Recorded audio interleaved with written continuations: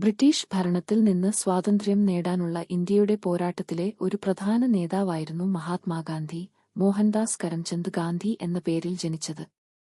രാഷ്ട്രീയവും സാമൂഹികവുമായ പുരോഗതി കൈവരിക്കുന്നതിനായി അദ്ദേഹം ഉപയോഗിച്ച സത്യാഗ്രഹം എന്നറിയപ്പെടുന്ന അഹിംസാത്മക പ്രതിരോധത്തിന്റെ തത്വചിന്തയ്ക്ക് അദ്ദേഹം പ്രശസ്തനാണ്. ഗാന്ധിയുടെ നേതൃത്വം ഇന്ത്യയ്ക്ക് പുറത്തേക്ക് വ്യാപിച്ചു, ലോകമെമ്പാടുമുള്ള പൗരാവകാശ പ്രസ്ഥാനങ്ങൾക്ക് പ്രചോദനമായി. 1869 ഒക്ടോബർ 2 ഇന്ത്യയിലെ പോർബന്തറിൽ ജനിച്ച ഗാന്ധിയുടെ ആദ്യകാല ജീവിതം മതപരമായ സഹിഷ്ണുതയെയും അഹിംസ് എന്ന ആശയത്തെയും കുറിച്ചുള്ള സമ്പർക്കത്തിലൂടെ അടയാളപ്പെടുത്തി. ഇംഗ്ലണ്ടിൽ നിയമം പഠിക്കുകയും ദക്ഷിണാഫ്രിക്കയിൽ പ്രാക്ടീസ് ചെയ്യുകയും ചെയ്തു. അവിടെ അദ്ദേഹം ആദ്യമായി വംശീയ വിവേചനം അനുഭവിക്കുകയും അഹിംസാത്മക പ്രതിരോധ രീതികൾ വികസിപ്പിച്ചെടുക്കുകയും ചെയ്തു. സൗത്ത് ആഫ്രിക്കയിലെ അനുഭവങ്ങൾ സമാധാനപരമായ മാർഗങ്ങളിലൂടെ അനീതിക്കെതിരെ പോരാടാനുള്ള അദ്ദേഹത്തിന്റെ പ്രതിബദ്ധതയെ ഉറപ്പിച്ചു. ഇന്ത്യയുടെ സ്വാതന്ത്ര്യത്തിൽ നേതൃത്വം.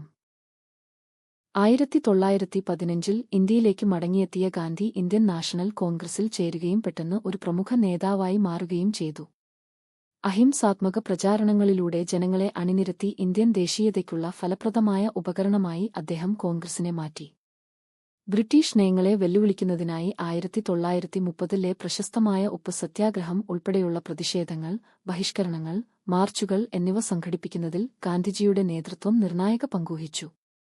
അടിസ്ഥാനവൽക്കരിക്കപ്പെട്ടവരുടെ അവകാശങ്ങൾക്കായി വാദിക്കുകയും കുടിൽ വ്യവസായങ്ങളിലൂടെ സ്വാശ്രയത്വം പ്രോത്സാഹിപ്പിക്കുകയും ചെയ്തുകൊണ്ട് സാമൂഹിക പരിഷ്കാരങ്ങളിലും അദ്ദേഹം ശ്രദ്ധ കേന്ദ്രീകരിച്ചു.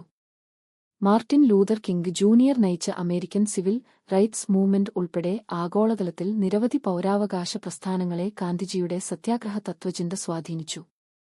സാമൂഹിക മാറ്റത്തിനുള്ള ഒരു ഉപകരണമായി അഹിംസയെക്കുറിച്ചുള്ള അദ്ദേഹത്തിന്റെ ഊന്നൽ നീതിക്കും സമത്വത്തിനും വേണ്ടിയുള്ള പ്രസ്ഥാനങ്ങൾക്ക് പ്രചോദനം നൽകുന്നത് തുടരുന്നു.